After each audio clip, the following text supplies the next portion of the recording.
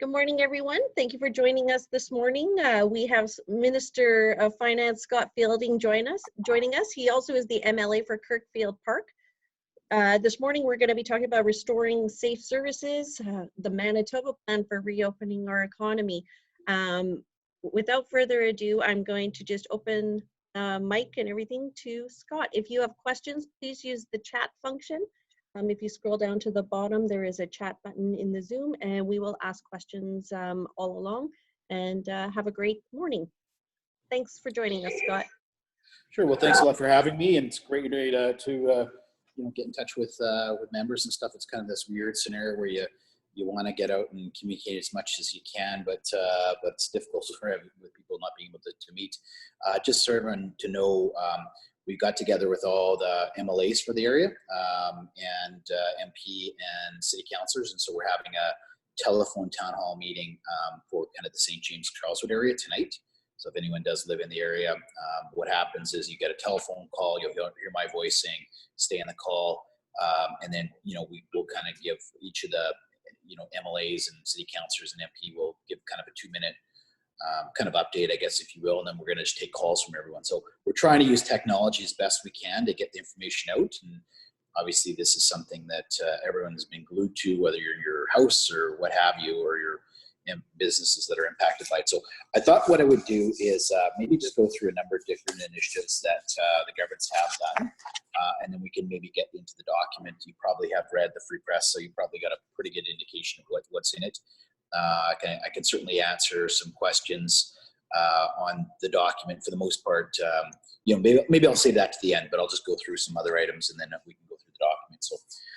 So there has been many programs offered by both the provincial and federal level and also the municipal level to help businesses throughout the way of this global pandemic. The first one was the wage subsidy at the federal level, which I think is important. They initially started out, I think it was at 10%.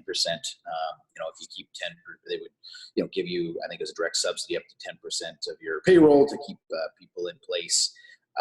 The provinces and a lot of other business groups really lobbied, said that's not going to be enough for us to keep people on our payroll. So they moved it up to 75%.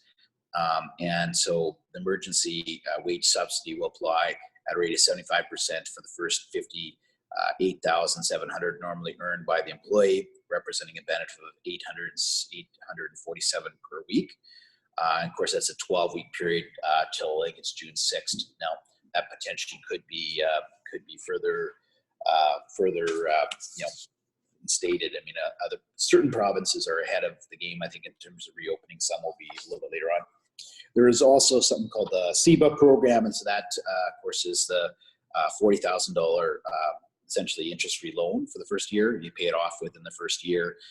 It's $10,000 forgivable, right? And so that's, I think it was initially brought out to bridge the gap because obviously some businesses are facing issues with no revenue coming in, with kind of the fixed costs and overheads and all that kind of stuff that would be part of it. So it's a pretty decent program, I think. They've changed that as well a little bit, and that's moved. First, it was I believe it was over 100,000. They dropped down to 20,000 was the mid marker for your payroll, and initially it was $1 million, and so they moved up to 1.5 million. That's the category that you can apply and be accepted for it. With a lot of these programs, they've been making a lot of changes to them, and I'm not saying that's not a bad thing because when you're trying to move and create these massive programs, kind of like a duplicate of the unemployment insurance, they're just huge programs, and so you're going to miss things along the way, especially when trying to get so they've changed it quite a bit. So I don't think that's a bad thing that they've changed it, but what's happened, the provinces has chimed in, and I'm going to get into some of the things that we've done, but really, what's happened is there's been a lot of duplication with some of the provincial ones. We took a bit of the stance of we're going to just hold back for a little bit, take a breath, see what's unfolding, and put our plans together for supports for businesses. And we did a lot of that last week. And I'll tell you, on some of our calls, we're on a call with Bill Morneau every Monday with all the finance ministers across the provinces. You get to know these people quite well through that process. And there's a lot of provinces that actually, although they appreciated the federal programs, but a lot of the changes that have been happening has caused complications. So I know a friend of mine who's the Minister of Finance in Saskatchewan was saying, boy, if we would have known that all these changes were happening, we may have restructured kind of our programs because some have been redundant. But, I don't blame the federal government for that because, again, these are huge programs and they're trying to get the money out the door. That's been the one failing, I would say, maybe getting the money out the door. Now the wage subsidy has been open for applications a few days back. So that's a good thing. Okay. So the Manitoba government, we lobbied the federal government with other provinces and to change both the subsidy program and elements of the SEBA program. Again, that's the $40,000 program as well. Last week, we also partnered with the federal government on the Canada Emergency Commercial Rent Assistance Program. So we heard a lot from business communities is people are having a hard time meeting their rent. And so for the most part, I think on an individual basis, I know even just with our business, right, a lot of people would be, they'll have a discussion with their landlord, right? And probably most landlords are providing some flexibility. There is a number of the credit programs in place for landlords. So essentially what this commercial emergency commercial program, it's supported by the federal government. It's about $54 million for the Fed, $60 million from us. So essentially what it does is it provides a 50% really subsidy on your rent for 3 months if you apply for it. Now that commercial landlord needs to be a part of this, needs to agree to it, and then they would agree not to evict anyone for a 3-month period. But the federal and provincial governments would pick up 50% of the cost. The landlord would pick up 25% of the cost, and the tenant would pick up 25% of the cost. So 25, and the governments pick up 50%. And that's, of course, for the next 3 months. Again, that could be extended. We're hearing a little bit from the business community that landlords haven't been as flexible on this. It is a federally run program through CMHC. Some of the financing, you'd have to get your financing through CMHC. So we're going to go back to Minister Morneau to see if the feds may be willing to change some of it.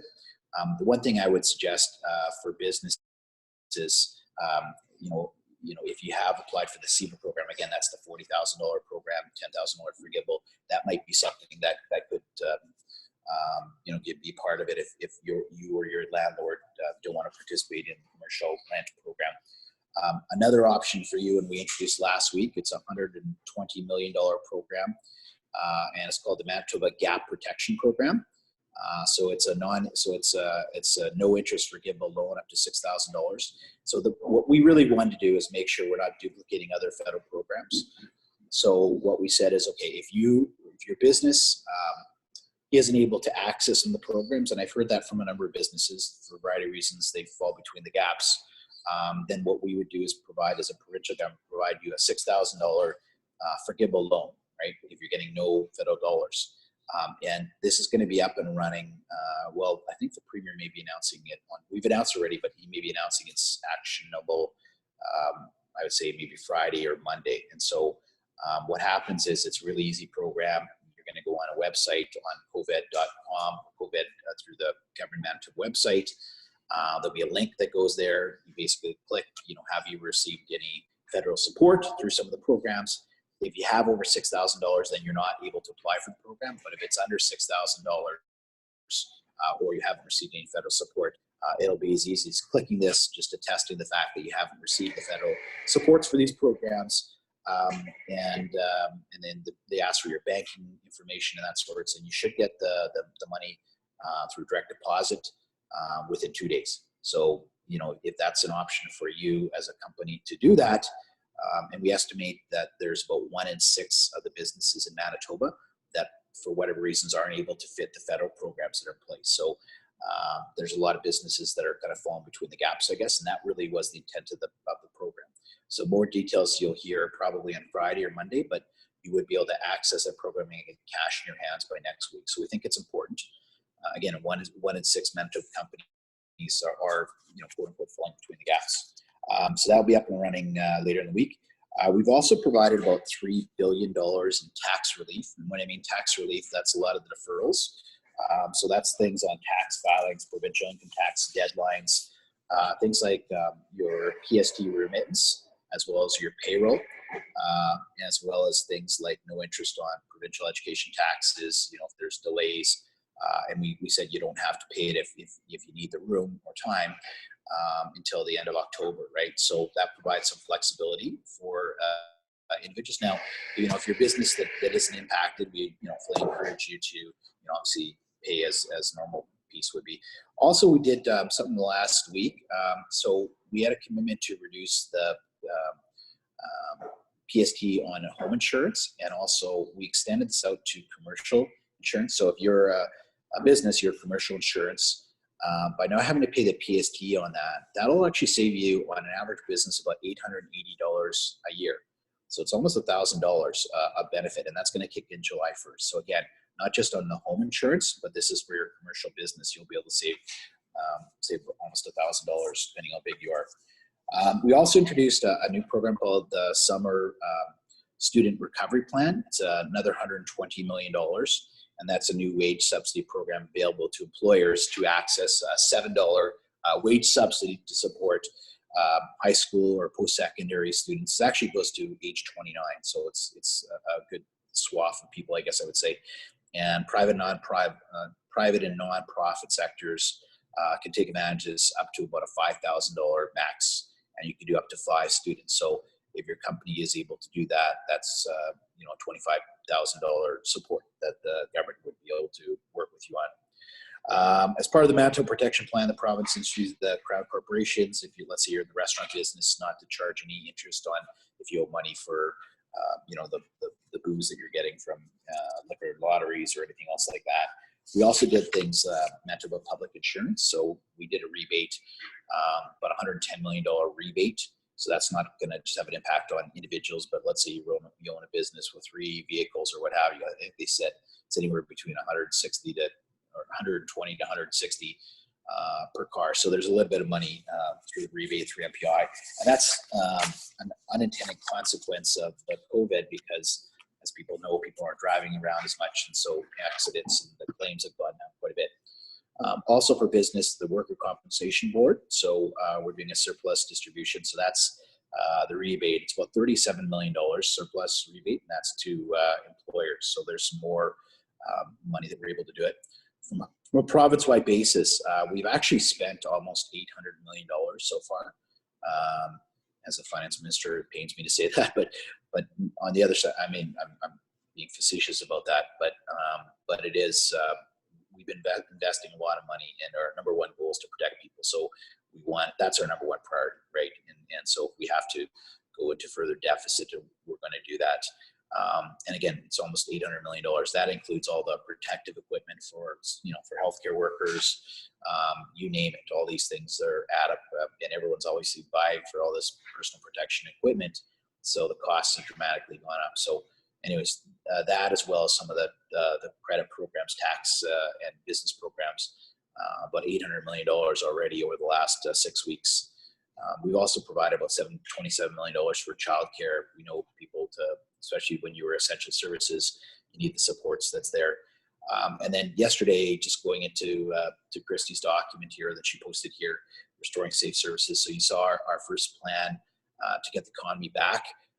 Also to say that, we have been extremely fortunate that we haven't had the cases that other jurisdictions has had. If you monitoring this in the news and the national, or whatever you're watching, you see these astronomical numbers in Alberta and BC. They're bigger than us for Alberta and Quebec, some BC and Alberta, but we've really we've been able to ensure that people haven't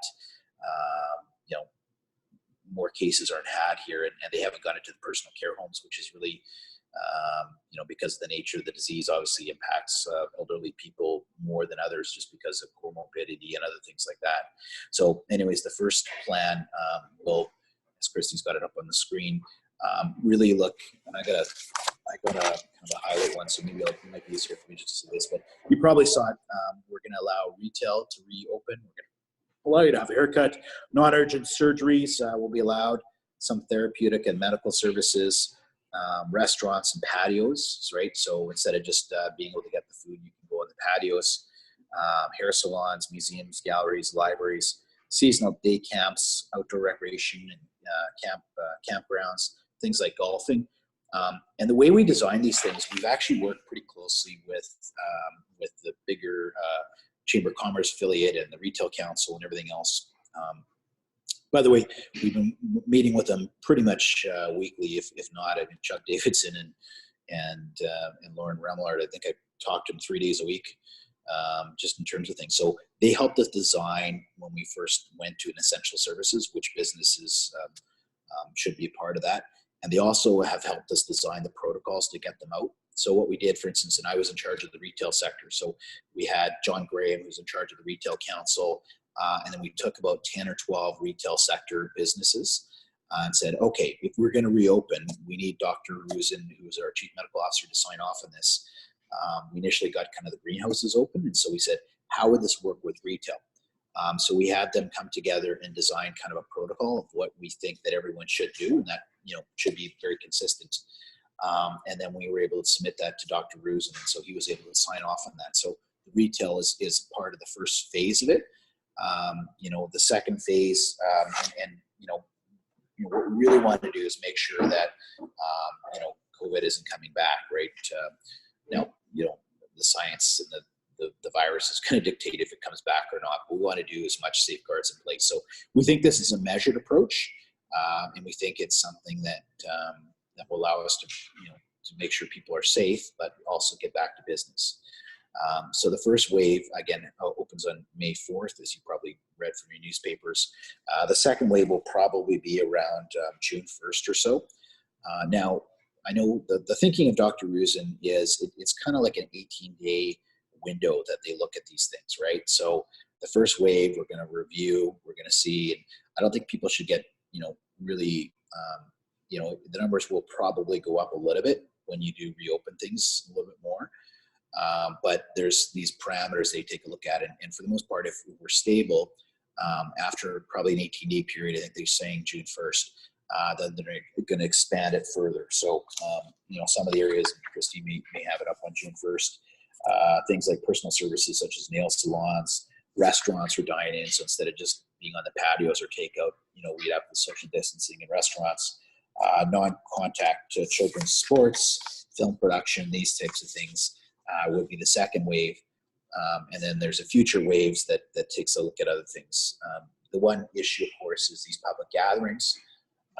So that will probably be the last portions of things. So right now, it doesn't look like going to a Gold Eyes game or going to a Bomber game is really in the cards until September. But we'll see how things are going through in summer. We do take advice from Dr. Rusin on these things, and for the most part, he's been.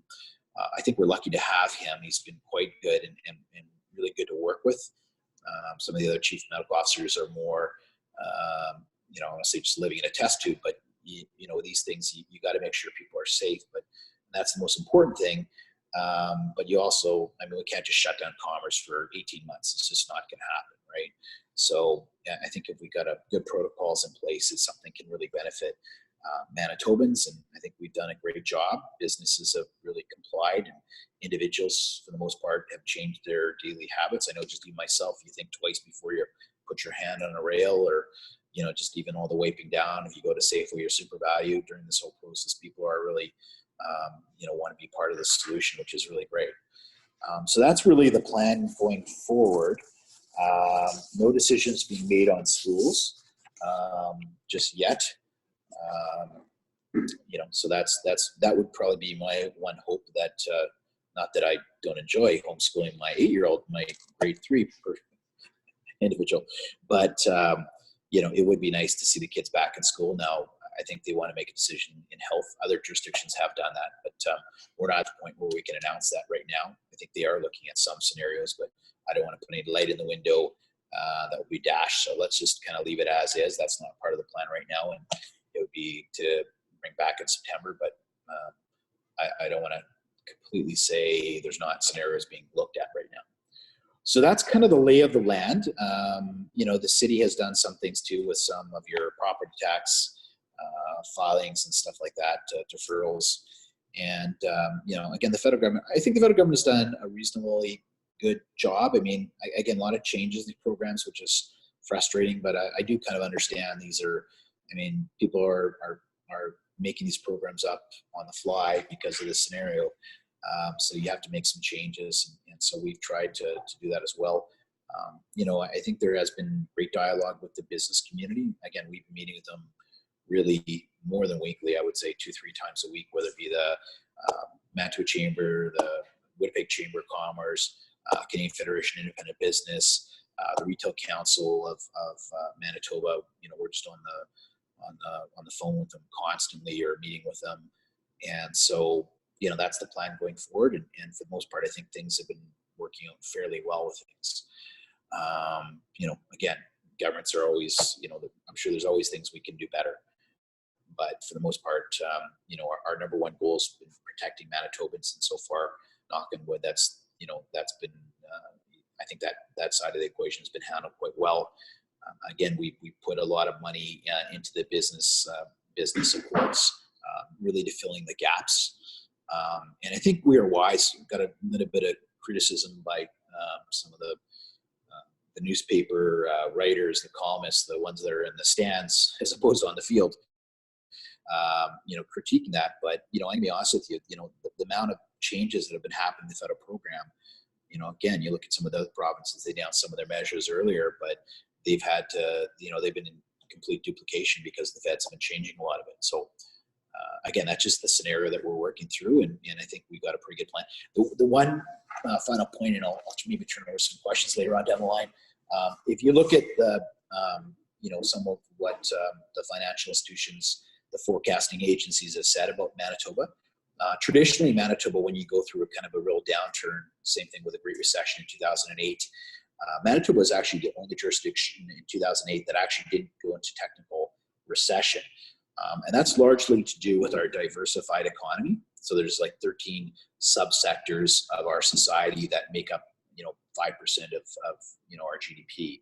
So we're not like Alberta. Maybe it's more boom and bust with oil and gas. You know, if the price of oil goes down, then, you know, it wreaks havoc on businesses and their provincial revenues and stuff. But ours is pretty stable, which is a good thing. And also the fact that there's actually 2 or 3 of the national banks, in fact, most of the national banks, as well as the bond rating agency, has said that Manitoba will probably be the best prepared to rebound out of the economy, you know, out of the situation we're in, because of our diversified economy, and quite frankly, with some of the work we've done with managing the government finances over the last 4 years. That's a reassurance.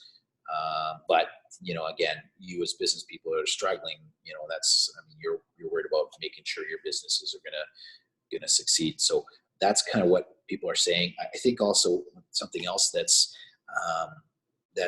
in our favor is the fact that we are one of the last to go into kind of an essential services, and we're one of the first to pull out. So businesses are going to be a little bit ahead of the game versus other jurisdictions, and that's because of some of the work that's been happening to really protect Manitobans. Our numbers have been so low.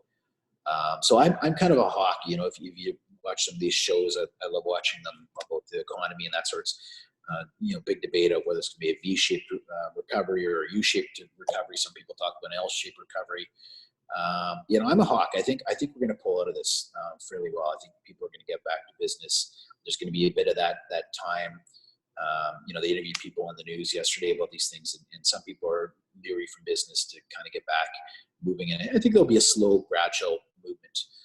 But I think if we're able to keep the social distancing, I think businesses are going to be able to go back, you know, back to a place where maybe life wasn't exactly where it was before, but I think to a better place. So I'm pretty hawkish on kind of more of a V-shaped recovery than anything else. You look at the stock market; it's you know, it was in free fall about 3 weeks ago, and for the most part, I think it's pretty close to 90% back to where it was. So generally, they tend to be a little bit ahead. Sometimes there's a divide between what the markets are saying and what's actually happening on the ground.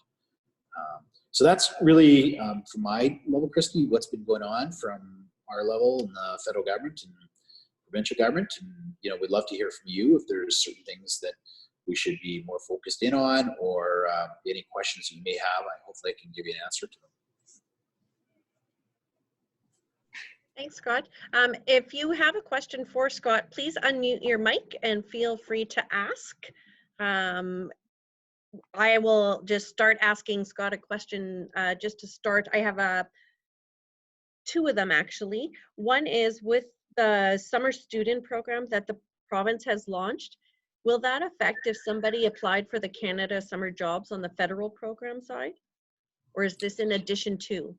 I believe that's it. I'll think back to you on that. I believe that's an addition to, Okay. but I don't want to give you the wrong information. So I will look into that, and I'll have maybe Danelle just get you an answer just to make sure you're well aware of that. Yeah. Perfect, because that's a lot of our not-for-profit members actually utilize the Canada Summer Jobs and apply, and the applications are coming, or I guess they're going to be announced next week, but it's one of those, if we're successful in those, can we still apply for the Manitoba one as well? There's a question here. Oh, Jerry, yes, I will be supplying the slides. It's actually a PDF document, so I'll send that in an email to everyone. We're actually going to be posting it in our newsletter on Friday. The other question I have is, we are hearing from a lot of businesses, which I'm sure you are, and I know that you've been meeting with Manitoba and Winnipeg Chambers as well, with the CERB, and some employees that were laid off are not necessarily wanting to return to work because they, in a polite way, they have it pretty good sitting at home making money and not working. Yeah, that's certainly been something that the ministers of finance have raised with Bill Morneau when they introduced this program, because some people are better off, right, somehow to stay home. Now, we were just talking about that earlier on today, right? Now we've kind of pulled back the kimono here to allow businesses to kind of get going again with retail. So, what generally happens is people will have to come back. We're just trying to verify how that process works. So if I'm collecting the CERB program, which is again the $2,000 per month, I think what has to happen every 2 weeks, they have to kind of verify that they're not employed again. The checks continue to flow.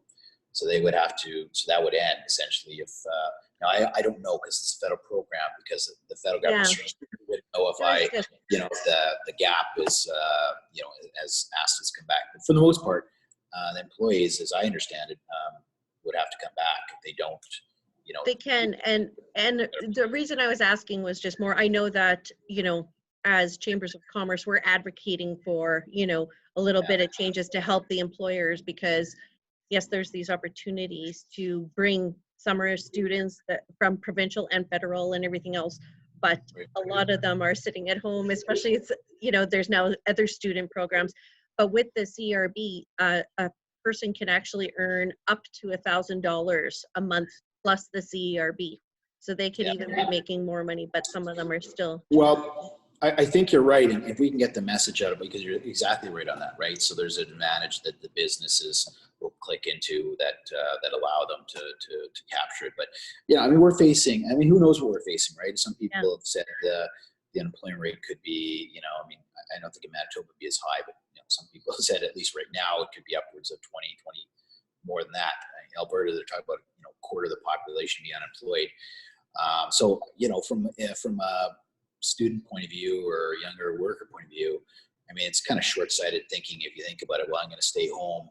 Maybe you're better off by a few bucks for the 3 months, but if it's jeopardizes your job because they're going to go some other people, I don't think it's.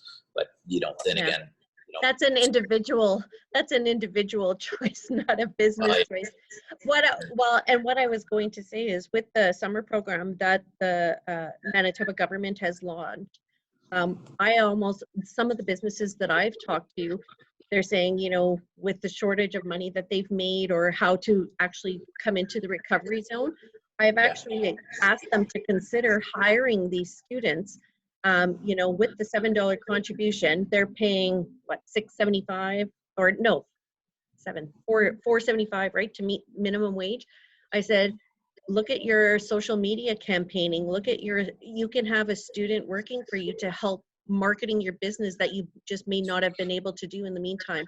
So finding different ways outside of the box to, use that extra person, not necessarily for your physical manufacturing of your business or, you know, standing at a till, but behind the scenes, you know, the marketing aspect. So I've encouraged that too with businesses. Are there any questions for Minister Fielding? Sure, I've got a question, Scott.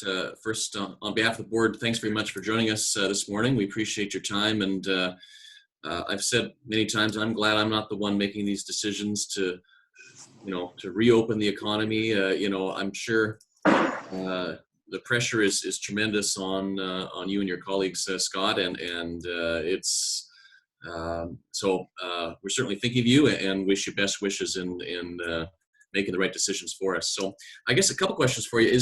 I know that the government had announced the reduction in the PST. Is that still happening on, I think, July the 1st? No, we announced actually that we're going to defer that, delay it. We'd like to do it next year. So at the same time, what we are going to do is we're going to have kind of our own carbon tax. That's a whole big different discussion. Our argument was that the federal one was kind of going up and up and up, and we wanted to kind of keep ours flat. So we were going to introduce the PST reduction and the carbon at the same time. Now there's two reasons why we delayed. Number one, we're going to be spending billions of dollars on you know, some of these costs. The offset of both those together would be about 40 million. So it's not, you know, a $600 million issue, but it is $40 million. So that was the number one parameter. The second thing was really on a technical basis. It wasn't technically part of the budget. It was a separate bill that would looked at reducing the PST at the same time as doing our own carbon tax. And so what happens is because the House has risen, it's kind of on the order paper, so it hasn't passed, and we would need the opposition to unanimously support us to moving forward. And they basically have said no, they didn't agree to that. So even if we wanted to do it, technically we couldn't because of the hiatus, I guess, of say, you know, of not being in the House. Now we are being called back on Wednesday, and we did get called back one day to expand our budget by $1 billion. So we did that, and we had, you know, kind of the social distancing and stuff. So the House will be meeting regularly, at least on Wednesdays, and having committee hearings. But so the answer is no. We're hopeful to do that next year. And in terms of, have you started to project, you and your colleagues in finance, about, you know, how long will it take to, you know, from the provincial budget point of view, to kind of recover from all these, you know, like dollars are just flowing out from the governments, right, both at the federal and provincial levels, and I'm pretty sure it doesn't grow on trees. So, you know, have you started to project out in terms of kind of a return to normal, I guess, in the level of the provincial budget? Yeah, well, that's not a great story. We were on a call actually yesterday with Frank McKenna, actually, who's the former premier in New Brunswick for 10 years, and then of course he's the ambassador to Canada, to the U.S.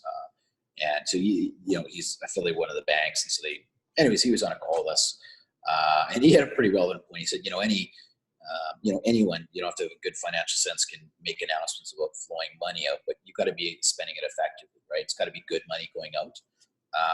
And I don't think anyone's necessarily going to blame us for running a deficit this year, because it's important to support businesses. But what I can tell you, what happens is we anticipate losing over $1 billion in revenue this year, right? Over $1 billion.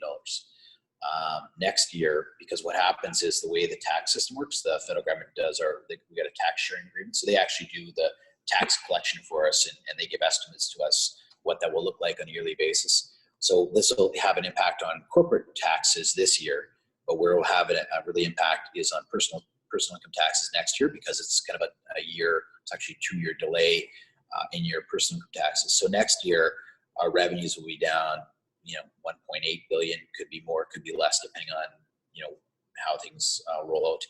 And then the third year after that, because Manitoba still collects equalization payments, what happens is there's a fixed amount of money that's in the equalization pot, I guess I would say.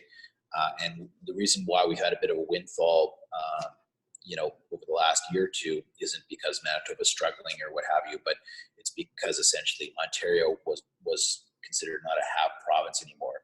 So there's a big bucket of money, right, for the equalization. Ontario is out, so everyone else is able to, you divvy up the pie a little bit more. So we got more money coming in. With the economy in the tank, you're going to have provinces that were out of the equalization back in. So potentially in year 3, and that's a kind of 2-year lag. That's going to have a dramatic impact on our finances. So to say it's been depressing for me, being the Minister of Finance in so many different ways, in a lot of ways, because we've really worked hard, and it's been hard to get ourselves. We came to office. There's $1 billion deficit.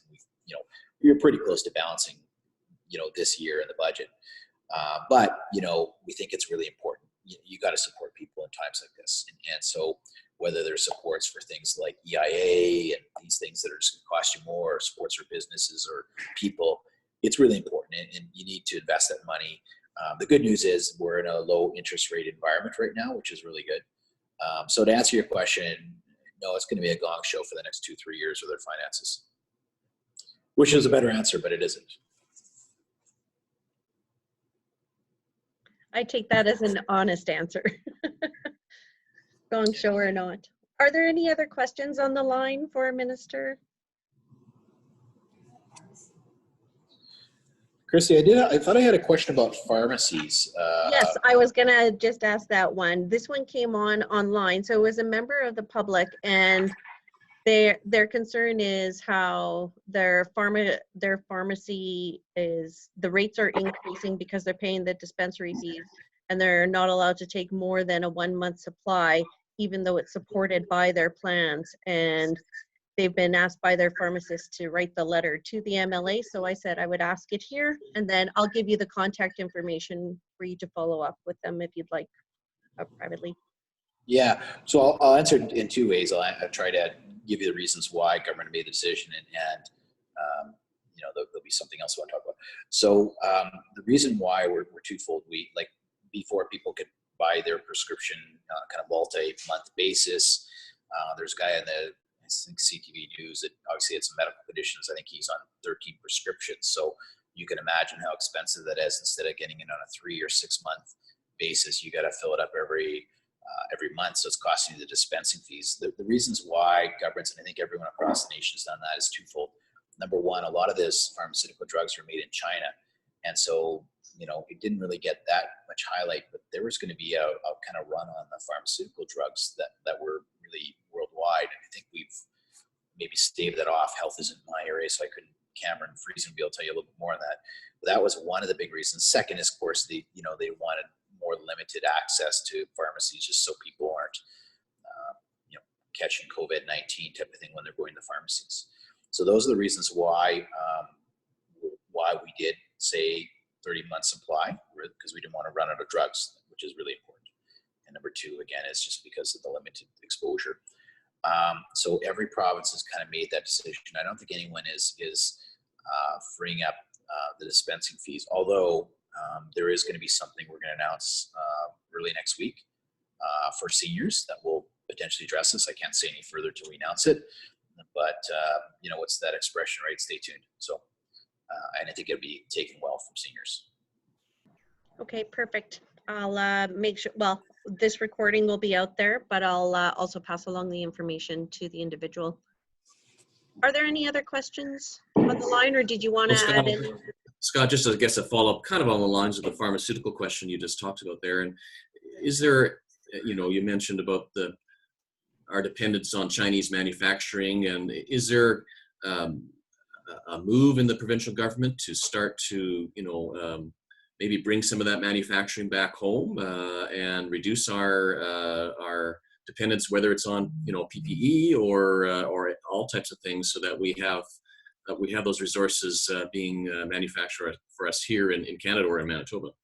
Yeah, the drug thing is kind of more of a national thing in the drug chains and that sorts, but I think globally it seems people recognize that supply chain of being dependent on countries like China. I think you're just going to see a lot of people on the manufacturing side kind of move towards more of a domestic or markets that you can kind of count on more. I know even with our personal business, right? We were able to, part of our business was able to stay open, part closed down, and we laid people off and all that sorts. But what we're having is issues with supply chain, right? Getting bottles for our products my wife, who I married up, runs our business. I mean, that's been the issue, right? They've been open, but they can't get the bottles, and they found ways. Like all of you, you're probably managing to do it. So the answer is on the global basis for the supply chain of drugs. It's really up to some of the drug companies, but I think lobbying the federal government and U.S. federal government and that sort of stuff to make sure the supply chains are more domestic makes a lot of sense. We have done a lot of stuff with a PPE.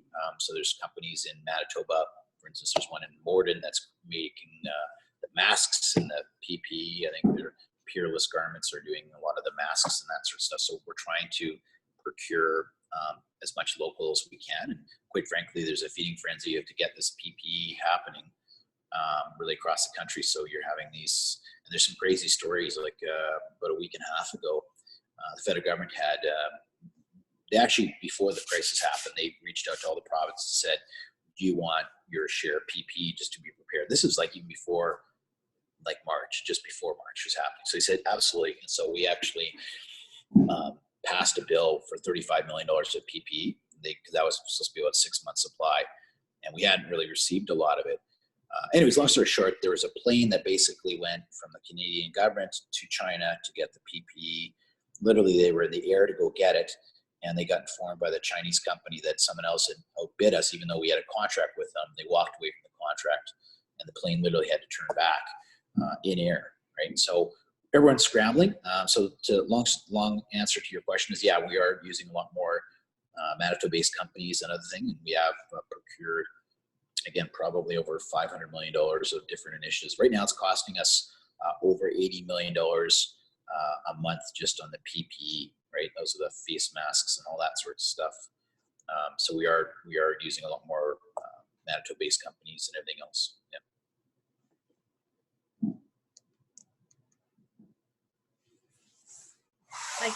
I can appreciate the use of PPE. My sister's an OR nurse, and she tells us that every day the standards that they have to do change, and the amount of PPE that they use just in one surgery, the number of gloves, where they're sometimes triple gloving, and they do one procedure, they remove a set of gloves, they're allowed to do the next procedure with 2 sets, but then they have to put another set on for the next part of the surgery, and different things like that. And a lot of people, like the public, don't understand that that's the process. The nurses or frontline workers, they're not just using one set of gloves for one task. So it does cost a lot of money and adds up as much as you think it's just a pair of rubber gloves to the layperson. Absolutely. Yeah. Well, I don't see any other questions, and we didn't get any questions kind of in advance online, but I just want to again reiterate what Adam said earlier. I commend all of the government workers on all of the stuff that you're doing, and Scott, and connecting with the Manitoba Chambers and Winnipeg Chambers, who we rely on as well, passing the information down to all of us smaller chambers. I've always known that the relationship that we have with our chamber network and as well as the governments, but sometimes it takes kind of a crisis to realize how special that relationship is, and sharing of the information. So I do want to thank you very much for your time today. I know it's very, very short. Everyone's time is crazy right now. So I really, really, really appreciate you taking the time. And I said, thank you very much for your time on here as well, from Josh Friesman here. He's one of our newer members from Duick Builders on the line. And yeah, and again, as Scott mentioned earlier, I am most proud of this. All of our West Winnipeg city councilors, provincial representatives, and the federal representative all got together, and they've been having their own discussion for our community here in West Winnipeg. And they're doing a telephone meeting this evening from 6 to 7. I could send each of you the links as well if you'd like. We've been forwarding the information on social media, but I will forward the link to you guys as well after this call, so that if you're interested in joining, it's Councillor Scott Gillingham, Councillor Kevin Klein, MLA Scott Fielding, MLA Scott Johnston, and MP Marty Morantz. Did I miss? And also Myrna Dreger. And Myrna Dreger. Sorry, MLA Myrna. Yes, Myrna Dreger as well. Sorry, my apologies. So other than that, I wish you all a great day. Our next Zoom meeting is actually next Tuesday. It's one of, we're going to keep this every 2 weeks, and it's with our members, Silver Heights Restaurant, Tony Sawicki, and it's being sponsored by First Data. And there we're just listening to business stories. He's going to share his story, and then it's just general discussion, just so that we all connect with our members on a regular basis. So thank you all for joining, and have a great day, everyone. Bye.